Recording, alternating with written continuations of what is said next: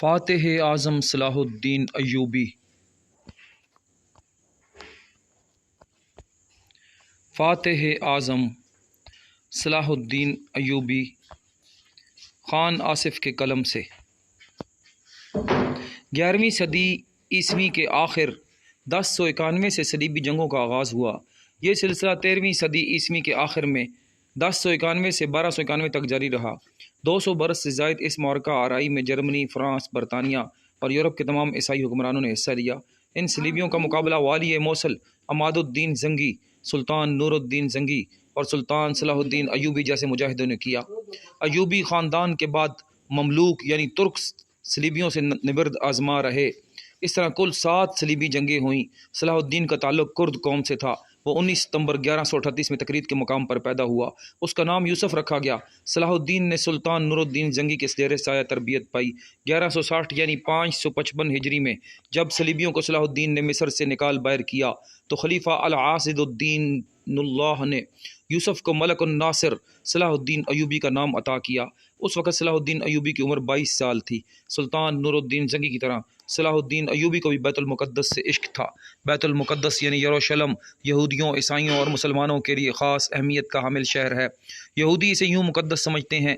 یہاں حضرت سلیمان علیہ السلام نے عظیم الشان عبادت گاہ یعنی ہیکل سلیمانی بنائی تھی۔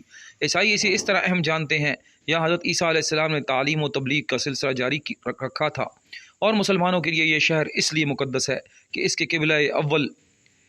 قبلہ اول سے سرور کونین حضرت محمد صلی اللہ علیہ وآلہ وسلم نے سفر معراج کیا تھا۔ ترجمہ یعنی پاک ذات ہے وہ جو اپنے بندے حضرت محمد صلی اللہ علیہ وسلم کو راتوں رات مسجد حرام یعنی مسجد کعبہ سے مسجد اقصیٰ یعنی بیت المقدس تک لے گیا، جس کے ارد گرد کو ہم نے بابرکت بنا رکھا ہے تاکہ ان کو ہم کچھ اپنے عجائب قدرت دکھائیں۔ بے شک اللہ تعالیٰ سب سننے والا، سب دیکھنے والا ہے۔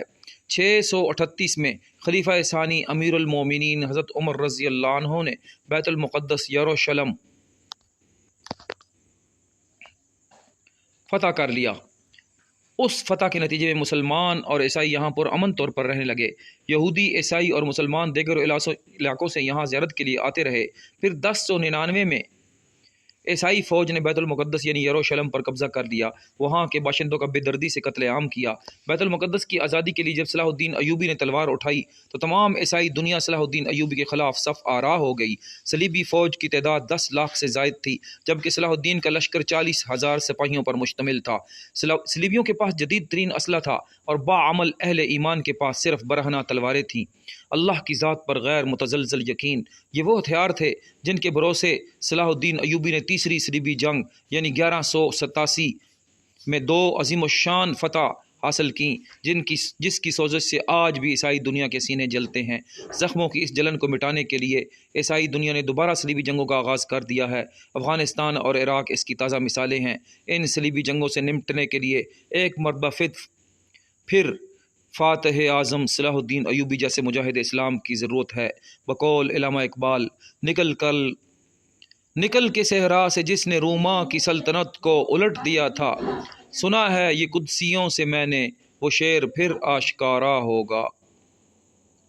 سنا ہے یہ قدسیوں سے میں نے وہ شعر پھر آشکار ہوگا۔